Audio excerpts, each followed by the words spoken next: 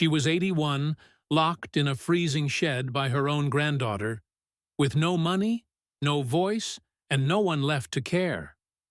But when a doctor walked in for a routine checkup, what he saw made him cry, and what she did next shook the nation. Let me tell you something about mornings when you're 81 years old. You wake up not because you're well-rested, but because something hurts. A knee, your back, your pride. Take your pick. But every single morning, I got up, wrapped myself in my old quilted robe, and made tea in the same dented kettle I've used since the Nixon era. It screams when it boils, like it's offended I still exist.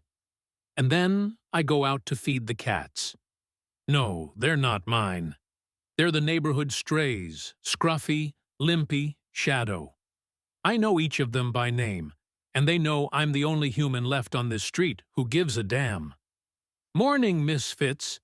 Did we all survive the night again? Barely? Same. I put out the food near the old fence. I watch them eat.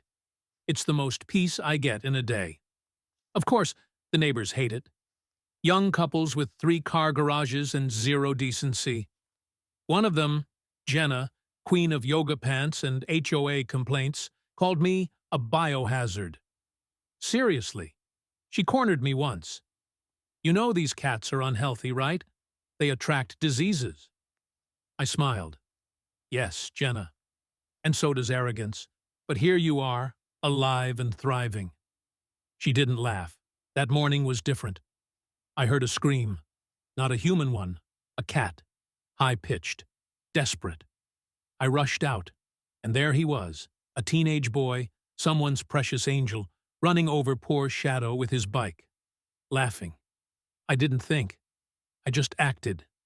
I yanked the cat away, got in front of him, yelled so hard my throat tore. He didn't yell back. He punched me. Square in the chest. I hit the pavement. He rode off. Shadow lay limp in my arms. His eyes were shut, but he was breathing. I was shaking. Not from pain, from rage. I looked up. 5 houses, 10 windows. Not one person came outside. I was invisible. And if I died right there, I doubt anyone would have noticed. Except maybe the cats. That night, I sat in my freezing kitchen with Shadow on my lap. The light bulb above me flickered and died. Perfect metaphor. The next day, my phone buzzed. It was my granddaughter, Lauren. Sweet Lauren, who used to braid my hair when she was 6. Now 32, full of podcasts, parenting blogs, and the kind of entitlement you can't teach, only inherit. Grandma, hey, we've been thinking, maybe it's time you moved to a senior living center? I didn't respond. You know, for your safety and care.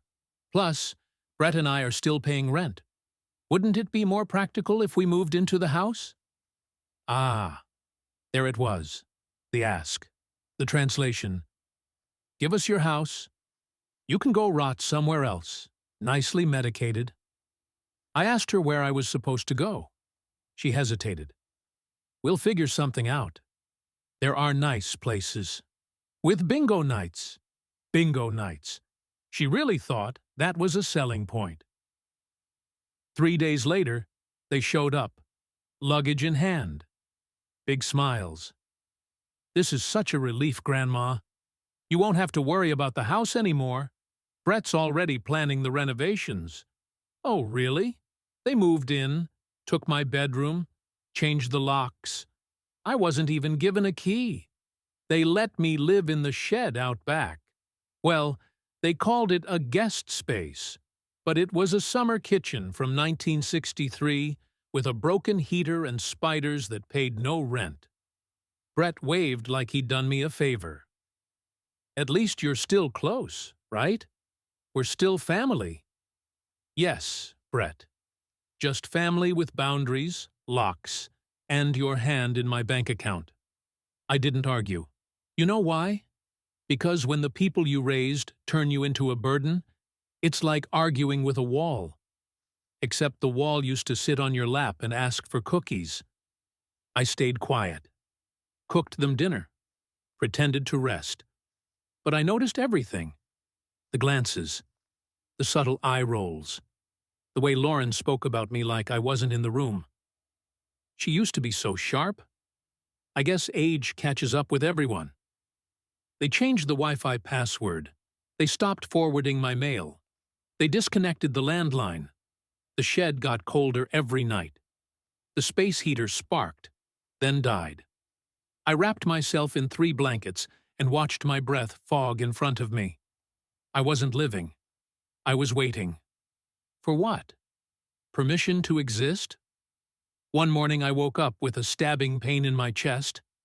I knocked on the window, terrified. Lauren came out, frowning like I'd interrupted her day. It's probably stress. If I call 911, it'll mess up our insurance. Can't you just lie down for a bit? I went back into the shed and curled up on the floor. If I died, they'd cry on Instagram and sell the house by Thursday. I decided to go into town, just to move, see people. Everyone looked at me like I was homeless. Some guy gave me $1. In the pharmacy, I ran into Dr. Randall Bishop, my old physician.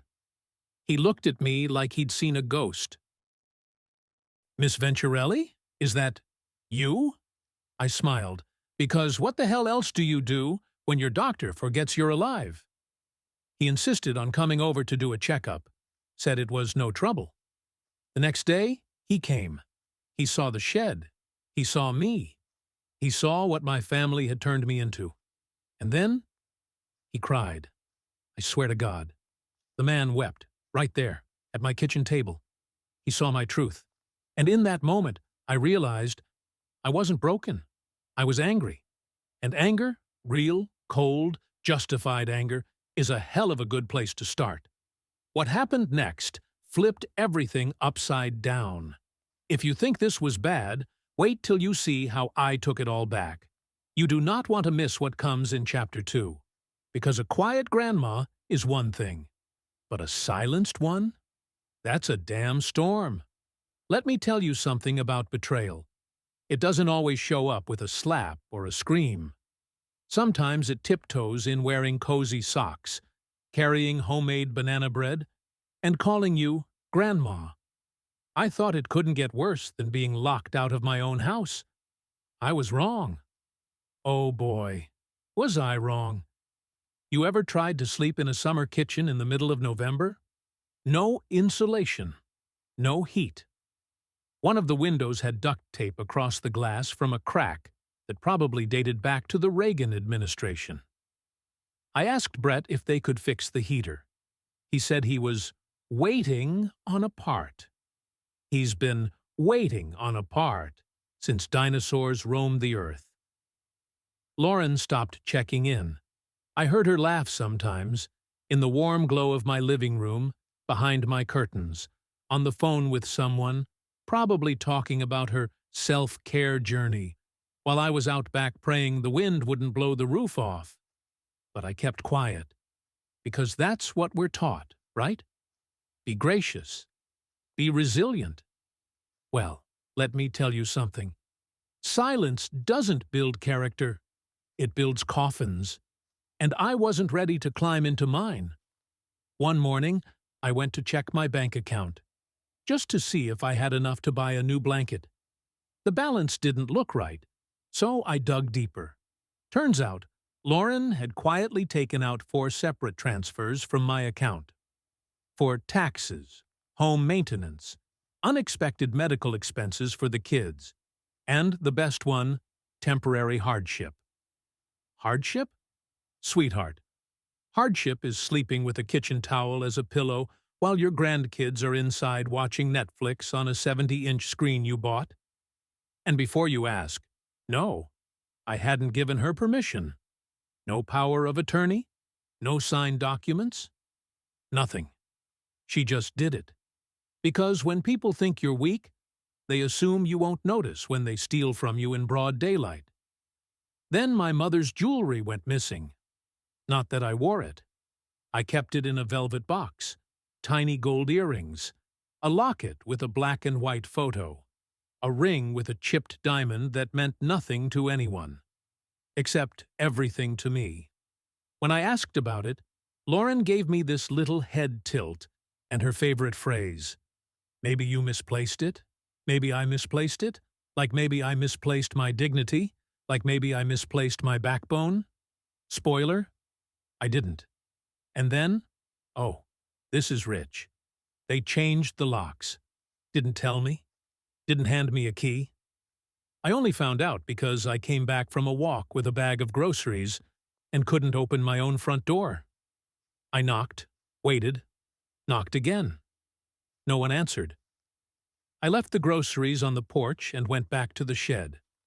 The next morning, the bag was gone. No note, no thank you. Just gone. That's when it hit me. They weren't just tolerating me. They were erasing me, piece by piece. One locked door at a time. Not long after, I woke up with my chest pounding. My vision blurred. It felt like a hand was squeezing my ribs from the inside. I dragged myself across the backyard and knocked on the kitchen window. Lauren opened it halfway. Didn't even come outside. Are you okay? I could barely speak. I think I need a doctor. She exhaled, like I'd asked her to run a marathon. Grandma, you know our insurance won't cover that. And if we call an ambulance, it'll mess up everything. Just lie down. You'll feel better soon. She closed the window. I stumbled back to the shed and curled up on the floor. I honestly believed that might be it. And in that moment, I wasn't scared of dying. I was scared that no one would even pretend to care. A few days later, I made a choice. I went into town, walked real slow, took my time, dragging my cane and my old body through streets filled with people who didn't look twice. Someone dropped $1 in my hand. I didn't even have the energy to be offended. I was starting to look like exactly what they thought I was, forgotten. At the pharmacy, I ran into Dr. Bishop. He didn't recognize me at first. His eyes went wide. Miss Venturelli? My God. Are you okay? I smiled, because when everything hurts, sarcasm is cheaper than aspirin. He offered to stop by the next day for a checkup, said he was concerned. Concerned? A word I hadn't heard in a long time. He came the next morning. I didn't clean, didn't hide anything. Let him see it all. The peeling walls, the broken space heater, the single blanket I wrapped around myself at night. He examined me in silence, checked my pulse, blood pressure, looked me in the eyes longer than anyone had in months. Then he sat down, took off his glasses, pressed his fingers against the bridge of his nose, and started crying. A grown man, a doctor, crying in my shed. Because he saw it. Not just the cold or the poverty. He saw the humiliation, the theft, the erasure, and in that moment, something cracked in me. Because for the first time, someone looked at me and didn't see a burden. He saw a person, a woman, a human being. And that woke up a part of me that had been asleep for years. I didn't want revenge. I wanted justice. I didn't want pity. I wanted my voice back. And now I knew exactly where to begin. This is the turning point. Everything changes from here. You've seen what they did to me. Now it's time to see what I did to take it all back. Chapter 3 isn't just a fight. It's a reckoning. Stay with me. You're going to want a front row seat for what happens next. You know that moment in every movie where the underdog decides they've had enough, where the music swells and they throw off the blanket, stand tall, and say, "No more?" Yeah, that didn't happen to me. I wasn't standing tall. I was still in that freezing little shed, wearing 3 layers of clothes and socks with holes in the toes. But what did happen? I felt something I hadn't felt in a long time. Clarity. Not rage, not despair, not even sadness. Just this loud, sudden silence in my mind that said, they messed with the wrong old woman.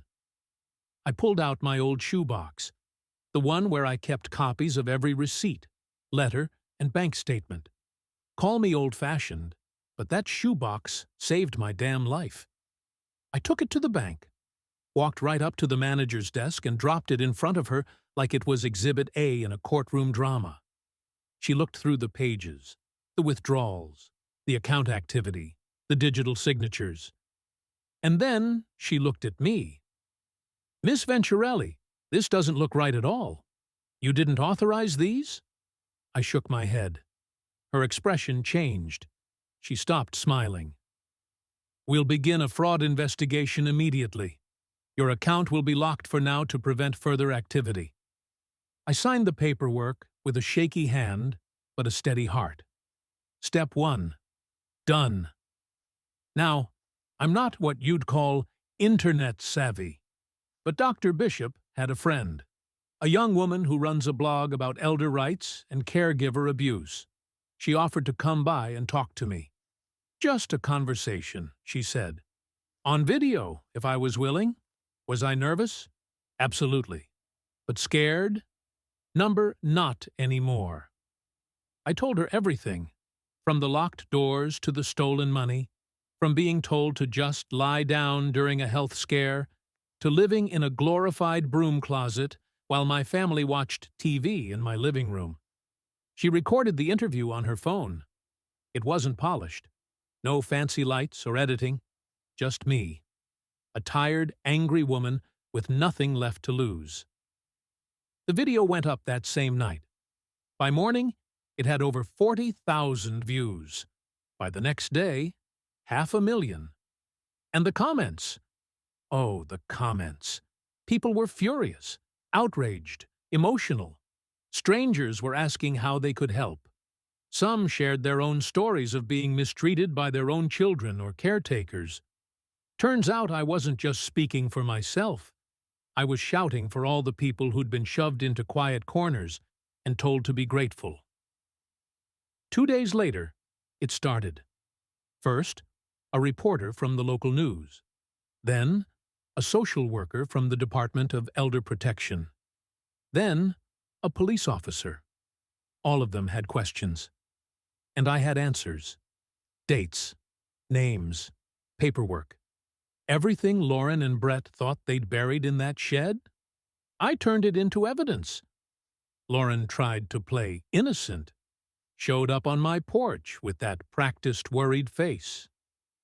"Grandma, I don't know what you're telling people, but this is all just a misunderstanding. I didn't even blink. You locked me in a shed. You drained my bank account. And you thought I wouldn't talk." She opened her mouth, but I was already walking away. No more explanations. No more defense. She could explain herself to the cops. The state got involved. Turns out, what Lauren and Brett did wasn't just immoral. It was illegal. Financial exploitation of a senior. Unauthorized access to protected accounts. Unlawful eviction from one's primary residence. They thought because I was old, I wouldn't fight. They thought wrong. Within a week, my name was reinstated as the sole legal owner of the property. The house was mine again. They were given 72 hours to leave. No fanfare, no ceremony. Just a deputy standing in the driveway watching as they packed their car in silence. I sat on the porch with Shadow. Yeah, the same cat that started all this. He purred. I smiled. Justice didn't taste sweet. It tasted earned. People kept reaching out. Letters, emails, phone calls. Not all were kind. Some told me I should have handled it quietly. That family is family. Let me say this clearly. Family is who protects you, not who profits off you.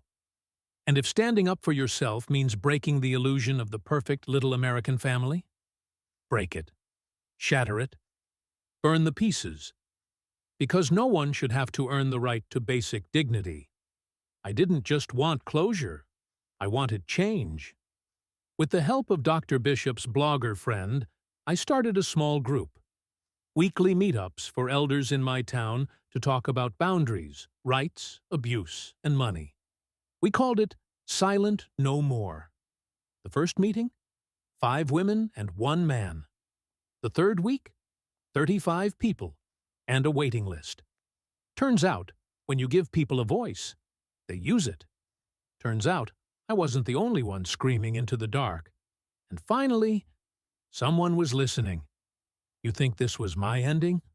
Oh, honey, this was just the rebuild. In Chapter 4, you'll see what happens when a woman who's been silenced her whole life gets handed a megaphone. And trust me, she knows how to use it. Stick with me. The real legacy starts now. I didn't want to become a symbol. I didn't set out to become that viral grandma on the internet. But when you've been stepped on, shut out, and gaslit by your own blood, there's a switch inside you that flips. And once it's flipped, you never go back. This was no longer about me. The day they left, Lauren and Brett, it wasn't dramatic. No shouting, no begging, no last-minute apologies that only come when someone's caught. They just packed their car and drove off like nothing ever happened. And I stood there on the porch of the house I built, the house they tried to erase me from. I didn't wave goodbye. I didn't cry. I watched the back of that car get smaller and smaller, like watching garbage get hauled away. It wasn't relief I felt. It was clarity. They were never coming back. And that was a blessing. You'd think everything would feel easier after justice, right? Wrong. There's this odd emptiness that hits you when the chaos ends. You sit in a quiet kitchen, hold a warm mug, and realize you're free, but you're also alone. But not the same kind of alone I was before. This wasn't exile. This was earned solitude. I started cleaning out every room. Lauren's framed family quotes? Gone. Brett's crypto whiteboard? In the trash. I opened the windows, let in the cold air, and for the first time in months, the house didn't smell like bitterness. It smelled like me again. The letters kept coming, hundreds of them.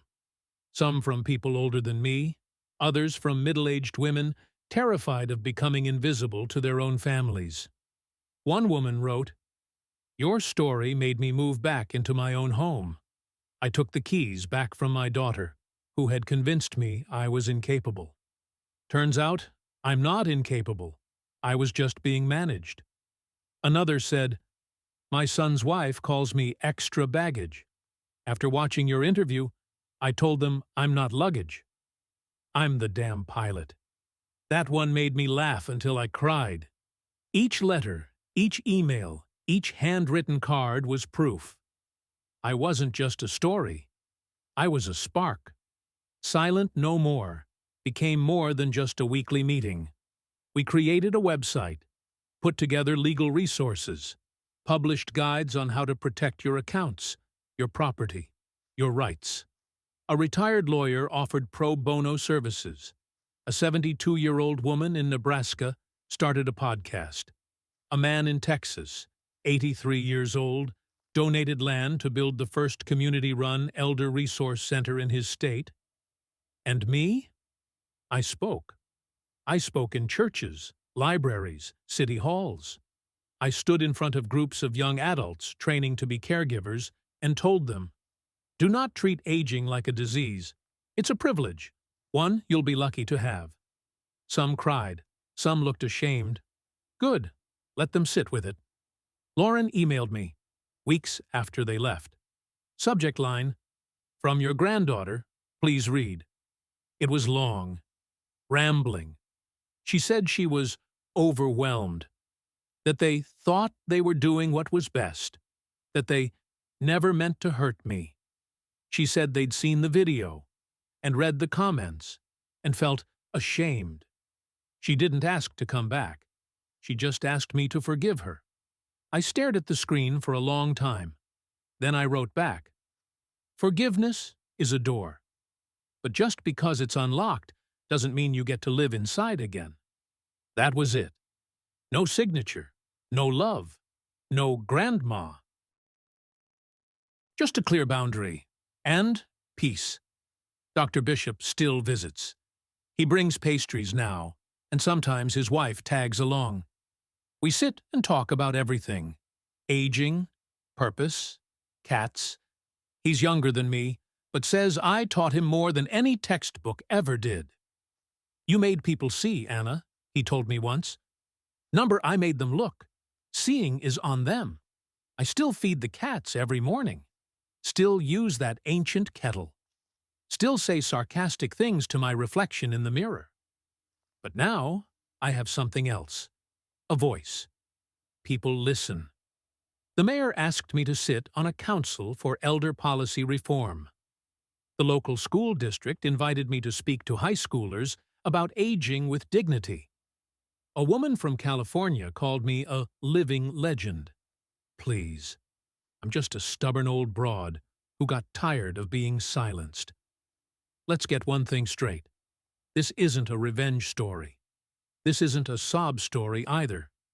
This is a wake-up call. To every daughter who thinks she knows better. To every son who treats his mother like an expense. To every family who forgets to invite grandma to dinner because she talks too slow or smells like Vicks. We see you, and we won't be quiet anymore, because dignity doesn't expire with age. And love, real love, never uses silence as a weapon. If you're reading this and you feel erased, forgotten, or pushed aside, hear me. You're not a burden. You're not a relic. You're not done. You are a voice.